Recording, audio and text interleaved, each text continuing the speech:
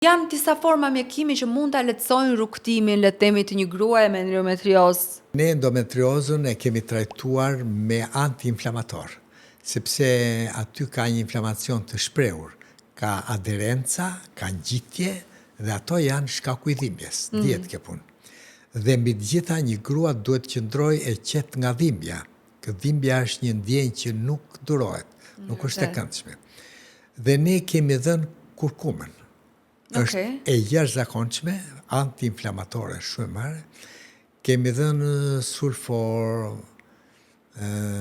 sulforanin dhe kemi dhënë njëkohësisht një gjendje ku kemi rritur një çik imunitetin dhe natyrisht në anët me një mbushje të plot me laktobacile për të zhdukur çdo lloj infeksion. Infeksione të mundshme. Dhe gjendja ka ardhur duke u përmirësuar.